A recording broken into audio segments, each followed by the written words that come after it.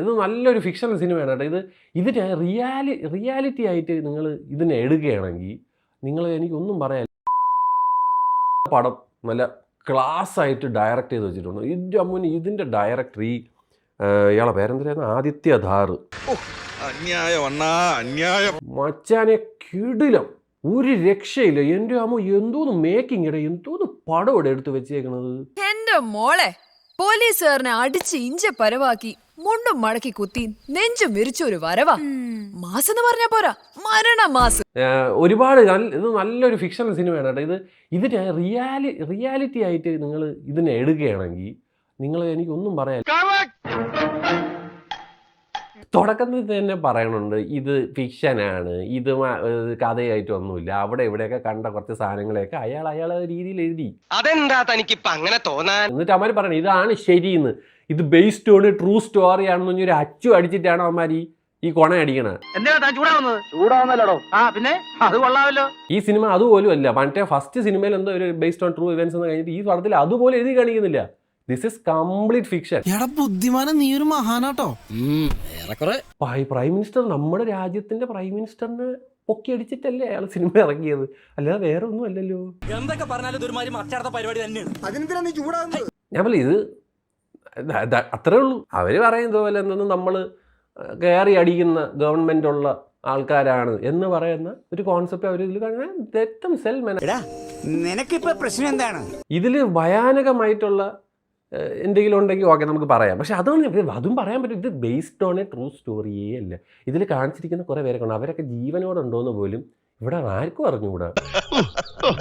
മനസ്സിലാക്കി കളഞ്ഞല്ല. പിന്നെ അപ്പോൾ നിങ്ങൾ ആലോചിക്കുന്ന ഒരു ഇന്ത്യൻ ഇന്റലിജൻസിൽ ഒരാൾ വിളിച്ചിട്ട് ഇതിന്റെ ഡയറക്ടറിനെ വിളിച്ചത് ഇതൊക്കെയാണ് കഥ, അടിച്ച് ഇറക്കി സിനിമ ആക്കിക്കോ എന്ന് പറഞ്ഞാൽ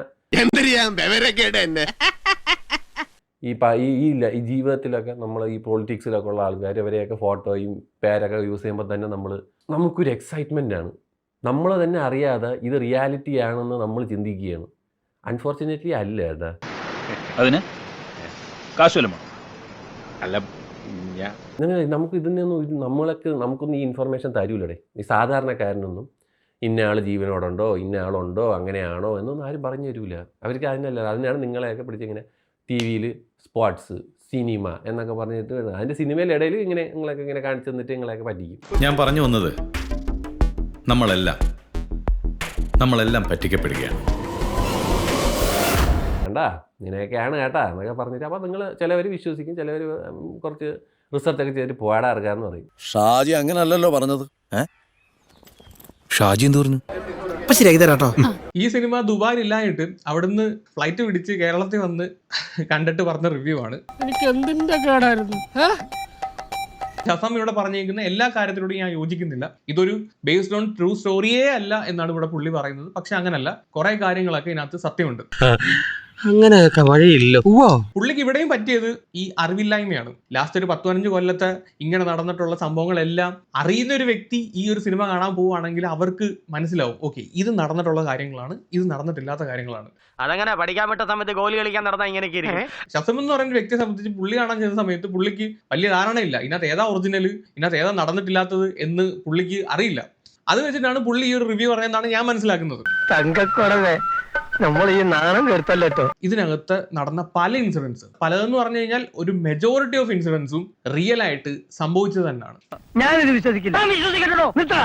ഈ റിയൽ ആയിട്ട് സംഭവിച്ച ഇൻസിഡൻസിനെ എല്ലാം കൂടെ ഒരു ഫിക്ഷനും കൂടെ അതിനകത്ത് കുത്തിക്കയറ്റി. എന്നുവെച്ചാൽ ഇത് ഡ്രൈവ് ചെയ്ത് പോകാൻ ഒരു സംഭവം വേണമല്ലോ. ആ ഡ്രൈവിംഗ് ഫോഴ്സ് ആണ് നമ്മുടെ രൺവീർ സിംഗ് ചെയ്ത ക്യാരക്ടർ ഹംസ അലി മസാരി. പുള്ളിയുടെ ആ ഒരു പെർസ്പെക്റ്റീവില് ഈ കംപ്ലീറ്റ് ഇന്ത്യയിൽ ലാസ്റ്റ് ഒരു 10-20 കൊല്ലം നടന്ന ഇൻസിഡൻസിനെ എല്ലാം കൂടെ കണക്ട് ചെയ്ത് ആ ഒരു ത്രെഡ് വെച്ച് ഇങ്ങനെ കണക്ട് ചെയ്ത് ഒരു സിനിമ ആക്കി വെച്ചേക്കുന്നു. അത് വല്ല ഇവൻ അറിയോ സാറേ?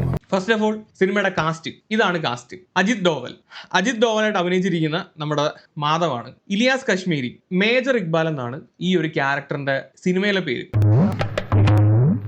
2 SP Aslam Chaudhary Aslam real life ക്യാരക്ടറാണ്. ഇതാണ് റിയൽ ലൈഫിലുള്ള ആള്. ഇതാണ് നമ്മുടെ സിനിമയ്ക്കകത്തെ സഞ്ജയ് ദത്ത്. നീ ഒന്നും പണയണ്ട. അതുപോലെ തന്നെ റഹ്മാൻ ഡാക്കൈത്ത്, ഉസൈർ ബലൂച്ച്, ജവാദ് കനാനി, ഹെഡ്ലി, അർഷദ് പാപ്പു, സണ്ണി ക്വായ്സ്, പിന്നെ ഈ കാണുന്ന ആൾക്കാർ ആൻഡ് ഇയാള് കല്ലടിക്കുന്ന് പഞ്ചായത്തിന്റെ പ്രസിഡന്റ് എന്ന നിലയിൽ ഞാൻ ഈ നാട്ടുകാരോട് ആജ്ഞാപിക്കുകയാണ്, നിങ്ങളും ഇത് വിശ്വസിക്കരുത്. ഇയാൾ ആജ്ഞാപിച്ചാൽ ഉടനെ അനുസരിക്കാൻ നാട്ടുകാർ തന്റെ കൂലിക്കാരോ. അതുപോലെ തന്നെ ഇവർ ആദ്യം ആ വെടികൊണ്ട് ചാവുന്ന ഫസ്റ്റിനകത്ത് വെടികൊണ്ട് ചാവുന്ന ആ ഒരു സ്ത്രീ, പിന്നെ നമ്മുടെ ഒമർ ഹമീദ്, പുള്ളിയും റിയൽ ലൈഫാണ്. ഈസി ആയല്ലോ, അപ്പൊ എല്ലാം ഈസി ആയല്ലോ. ഇനി ഇതിനകത്ത് നടന്നിട്ടുള്ള സിനിമയ്ക്കകത്ത് കാണിച്ചിട്ടുള്ള ഇൻസിഡൻസ് ഓരോ നമുക്ക് നോക്കാം. എന്താ ഉറക്കം വരുന്നു. ജവാദ് കനാനി സിനിമ കണ്ടിട്ടുള്ളവർക്ക് ആരാണെന്ന് പറഞ്ഞു തരേണ്ട ആവശ്യമില്ല. അതിനകത്ത് നോട്ടടിക്കുന്ന ആള്, പുള്ളി dies after falling from building in Karachi. സിനിമയ്ക്കകത്ത് രൺവീർ സിംഗിന്റെ കഥാപാത്രം ഇങ്ങനെ ബിൽഡിങ്ങിന്റെ മേളിൽ നിന്ന് തള്ളിയിട്ട് കൊല്ലുന്നതായിട്ടാണ്. പക്ഷെ റിയൽ ലൈഫിലും പുള്ളി കെട്ടിടത്തിന്റെ മേളിൽ നിന്ന് താഴെ വീണാണ് മരിക്കുന്നത്. ആര് പറഞ്ഞു? ഭഗവാനെ, ഇതെന്തൊരു ലോകം, എന്തൊരു നുണ. പുള്ളി മരിച്ചേക്കുന്നത് ഡിസംബർ 4, 2016. ഡിമോണിറ്റൈസേഷൻ സംഭവിച്ചിരിക്കുന്നത് നവംബർ 8, 2016. അതുപോലെ തന്നെ SP അസ്ലം, ചൗധരി അസ്ലം, നമ്മുടെ സഞ്ജയ് ദത്ത് അവതരിപ്പിച്ച വ്യക്തി താലിബാൻ ബോംബിങ്ങിൽ മരിച്ചു. അതും റിയൽ ആയിട്ടുള്ള കാര്യമാണ്. ഒരിക്കലും സർ, ഈ വക്കീലിന്റെ മനപ്പുറം നാണം കടത്ത എന്തൊക്കെയോ പറയുവാണ്. അതുപോലെ തന്നെ terrorist who hijacked Air India flight killed in Pakistan, സിനിമയ്ക്കകത്ത് കാണിക്കുന്നുണ്ട്. അതുപോലെ തന്നെ മുംബൈ അറ്റാക്കിന് കാരണക്കാരനായിട്ടുള്ള അബ്ദുൾ റഹ്മാൻ മാക്കി, ആ സിനിമയുടെ ഏറ്റവും അവസാനം കുറെ ഇങ്ങനെ ഓടിച്ചോടിച്ച് കൊല്ലുന്നതായിട്ട് കാണിക്കത്തില്ലേ? പറ്റിക്കാൻ വേണ്ടി പറയണല്ലോ സാറേ, പക്ഷെ പറ്റിക്കാൻ വേണ്ടിയിട്ടാണെങ്കിലും ആരോട് ഇങ്ങനെയൊന്നും പറയണമെന്ന് പറയണം സാർ. അതുപോലെ ലക്ഷറി തൈവ ടെററിസ്റ്റ് റഹാനുള്ള നിസ്മണി ഏലിയാസ് അബ്ദുൾ ഷെഫീഖുള്ള ഖാലിദ്, പുള്ളി മരിച്ചിരിക്കാൻ നോക്കണം, was shot dead by unidentified gunman. നമ്മൾ സിനിമയ്ക്കകത്തോട്ട് വരുവാണെങ്കിൽ ഒരുപാട് ആളുകളെ അൺഐഡന്റിഫൈഡ് ആയിട്ടുള്ള ആളുകൾ വന്ന് വെടിവെച്ച് കൊല്ലുന്നുണ്ട്. സാർ, ഇവൻ ഒരു മണ്ടൻ. ഇദ്ദേഹവും അങ്ങനെ മരിക്കുന്നതാണ്. പിന്നെ ഒരു അൺഐഡന്റിഫൈഡ് മുംബൈ അറ്റാക്കിന് കാരണക്കാരനായിട്ടുള്ള ഒരുത്തന്റെ കൊല്ല, ഇതും അൺഐഡന്റിഫൈഡ് ആണ്. ഇതും മുംബൈ അറ്റാക്കിന് കാരണക്കാരനായിട്ടുള്ള ആസം കീമ, ഇയാളും മരിക്കുന്നത് അൺഐഡന്റിഫൈഡ് ഗൺമാൻ പാകിസ്ഥാൻ ലാഹോർ വെച്ചിട്ടാണ്.